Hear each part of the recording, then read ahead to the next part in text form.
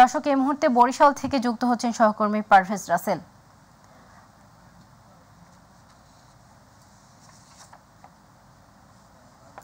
পারভেজ, বরিশালে ট্রাফিক সদস্যদের কাজে ফেরার বিষয়ে আর কি তথ্য আছে আপনার কাছে, জানাবেন।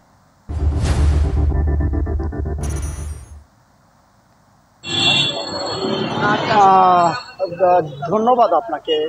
যেমনটা জানতে চেয়েছেন, আসলে জানেন যে গোটা দেশের ন্যায় কিন্তু বরিশালে আজ সকাল 8:30 থেকেই আসলে ট্রাফিক বিভাগে যেসব পুলিশ দায়িত্বে ছিল, বরিশালের প্রায় গুরুত্বপূর্ণ 20টি পয়েন্টে সেসব পুলিশ সদস্য ট্রাফিক বিভাগের দায়িত্বে নিয়োজিত হয়েছে ইতিমধ্যে। এবং তাদের পাশাপাশি কিন্তু বিগত দিনের মতো টানা এক সপ্তাহে ছাত্র সমাজ যারা ছিল, বৈষম্য বিরোধী ছাত্র আন্দোলন, তারা ট্রাফিক বিভাগের দায়িত্বে রয়েছে। এবং পুলিশের যাতে অতিরিক্ত আসলে দায়িত্ব নিতে না হয় বা অতিরিক্ত চাপ না পড়ে, সে লক্ষ্যে শিক্ষার্থীরা কিন্তু মাঠে রয়েছে।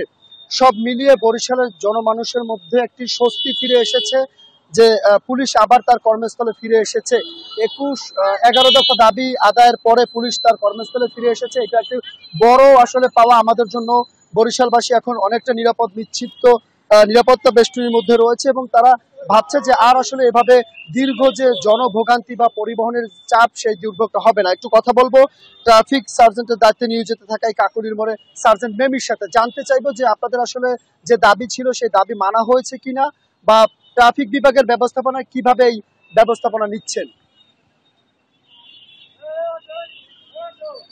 আচ্ছা, তাহলে আমরা কথা বলতে চাচ্ছি আর একজনের সাথে। আসলে এই আপনি তো ট্রাফিক বিভাগের দায়িত্বে নিয়োজিত রয়েছেন সকাল থেকে, কিভাবে এই পরিচালনা করছেন, কোনো সমস্যা আছে কিনা?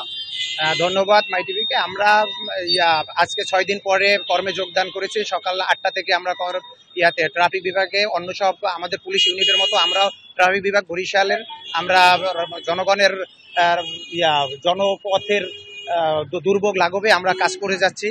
আমরা নতুন উদ্দীপনা নিয়ে আমরা কাজ করছি। আমাদের কোনো সেরকম আমরা কোনো পাচ্ছি না। আমাদের সাথে সহযোগিতায় আছেন বিভিন্ন স্কুল কলেজের স্টুডেন্টরা আছেন, ফায়ার সার্ভিস আছেন। আমরা তাদেরও খুব ভালো সহযোগিতা পাচ্ছি এবং সবকিছু মিলিয়ে আলহামদুলিল্লাহ খুব ভালোভাবেই আমরা কাজ করতে পারতেছি, সমস্যা নেই। ধন্যবাদ। যেমনটা জানালে আসলে ট্রাফিক সার্জেন্ট দায়িত্বে নিয়োজিত থাকার পাশাপাশি আরেকটু তথ্য দিয়ে রাখি যে আজ কিন্তু আসলে বরিশালের 4টি থানার সকল থানা এবং ফাঁড়িগুলোতে কিন্তু পুলিশ তাদের যে পুরনো কর্মস্থল, সেই কর্মস্থলে ফিরে যাচ্ছে এবং তারা তাদের পুরনো কার্যক্রমগুলো চালিয়ে যাচ্ছে। সব মিলিয়ে সাধারণ মানুষের মধ্যে যে আতঙ্ক ছিল, ভয় ছিল পুলিশিং সেবা নিয়ে, সেটা কেটে গিয়েছে এবং মানুষ এখন একটা স্বাচ্ছন্দ্যবোধ এবং নিরাপদ বোধ করছে। আমরাও চাচ্ছি আসলে এই তারুণ্যের হাত ধরে আগামীর একটি টেকসই, সুন্দর এবং নিরাপদ বাংলাদেশ গড়ুক, যেখানে সকলের সম্মিলিত অংশগ্রহণ থাকবে। তো আপাতত এই রয়েছে বরিশাল থেকে আমার কাছে পুলিশিং কার্যক্রম এবং ট্রাফিক ব্যবস্থাপনার সবশেষ তথ্য।